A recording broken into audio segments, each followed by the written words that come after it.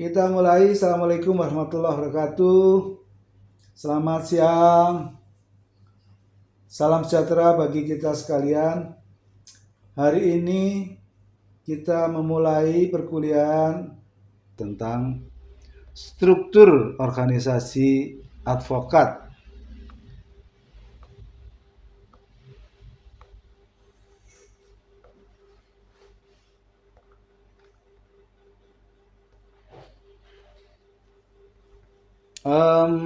Kemarin ada juga soal 14 prinsip penting dalam manajemen kantor hukum yang sudah aku jelaskan.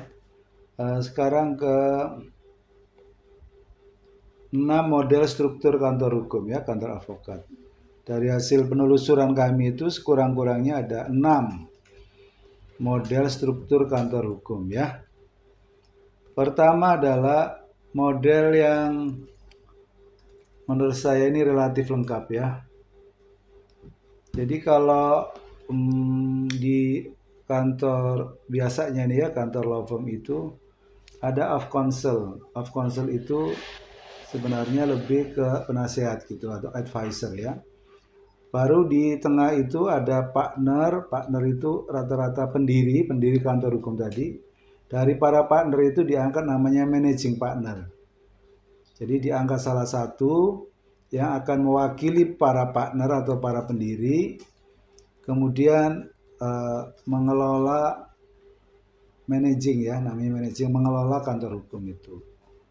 Di bawah managing partner itu ada 2, ini yang di model yang pertama ya, legal service manager, jadi manajer pelayanan hukum, sama finance and administration manager, manajer keuangan dan administrasi. Di bawah manajer hukum itu kemudian ada legal service administrator, jadi administrator pelayanan hukum.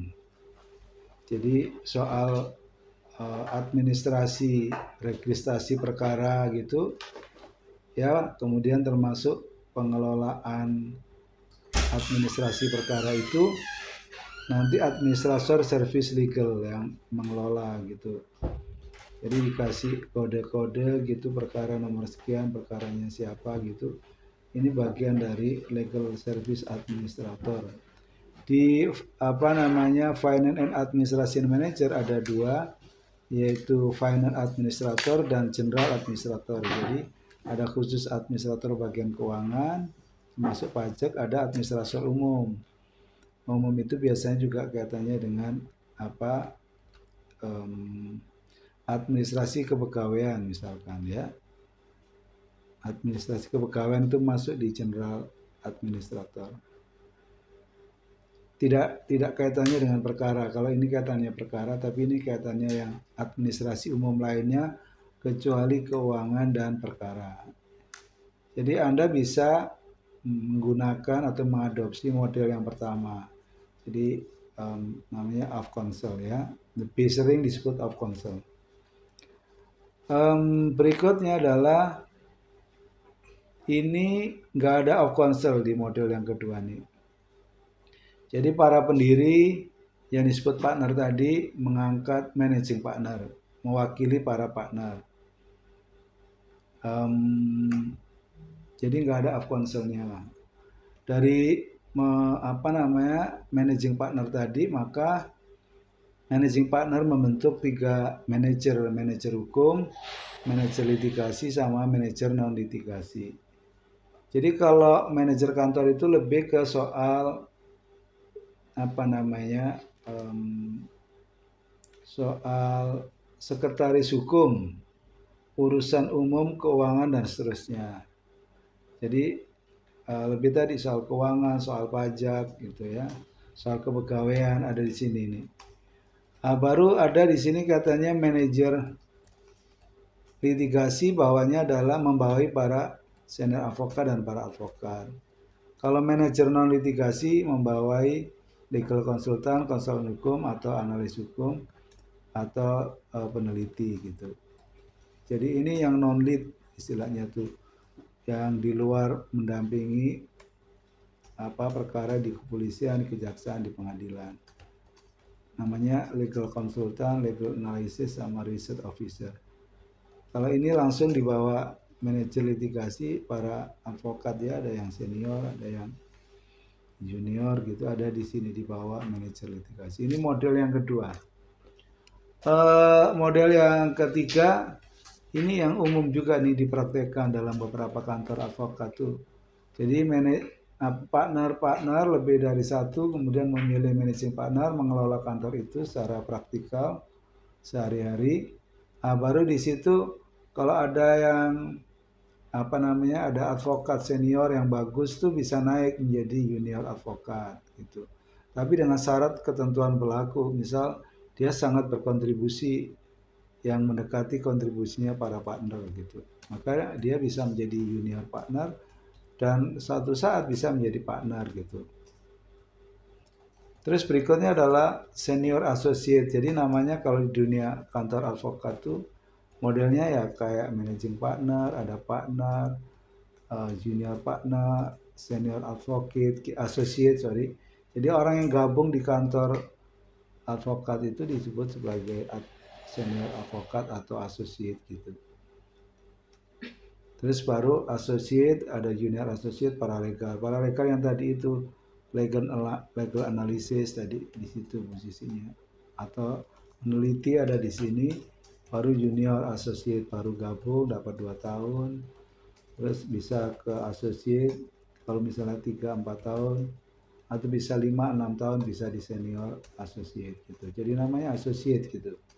Jadi teman-teman kalau satu saat ini associate, ini junior kah atau yang senior kah, ini partner, apa ada partner yang junior partner gitu.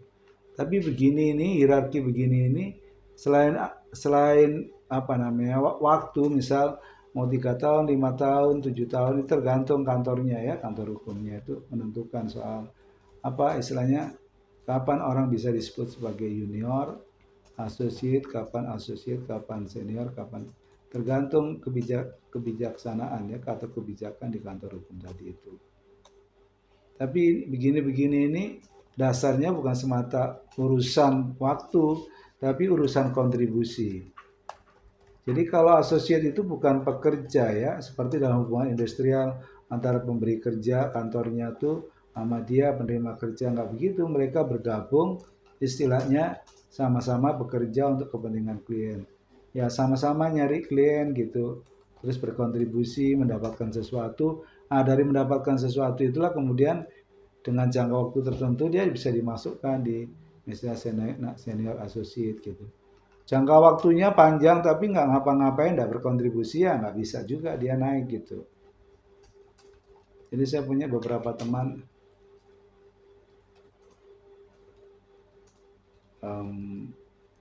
ya pada akhirnya karena dia merasa senior gitu ya 5 tahun atau lebih, ya akhirnya ada juga yang keluar kemudian mendirikan kantor sendiri. Tapi ini model yang ketiga ya, ada yang model kayak gini. Ini model yang keempat. Model yang keempat ini pendiri sekaligus managing partner, baru kemudian ada senior associate gitu ya, advokat senior sebenarnya. Terus ada associate di bawahnya yang mungkin 3 tahun atau 4 tahun. Atau bawahnya yang junior baru masuk jadi advokat paralegal. Ini yang lebih sederhana ya. Jadi kalau belum menjadi advokat sebutnya paralegal, tapi setelah jadi advokat ya masuk misalkan menjadi junior associate. Ya kalau kemudian ya di tengah-tengah itu menjadi associate, baru senior associate, baru ya ini di atasnya adalah managing partner. Nah ini kalau ini nggak ada partner-partner, langsung dia adalah pendiri sekaligus managing partner. Ini struktur organisasi yang kelima ya. Kelima ini ada partner, ada beberapa pendiri, kemudian mengangkat managing partner, terus kemudian ada di bawahnya junior partner, senior associate, junior partner, paralegal.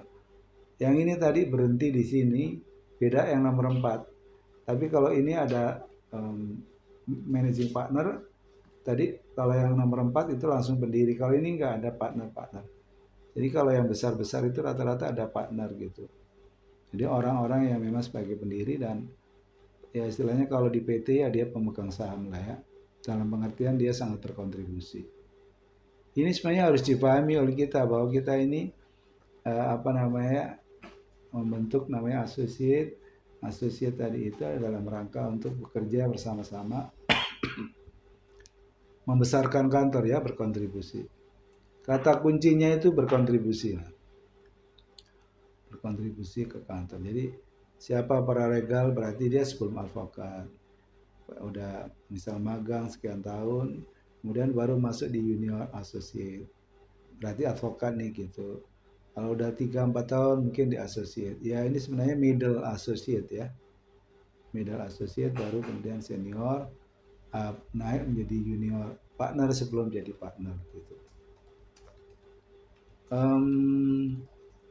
Ini ada model yang ke-6, ini model yang ada pendiri atau beneficiary.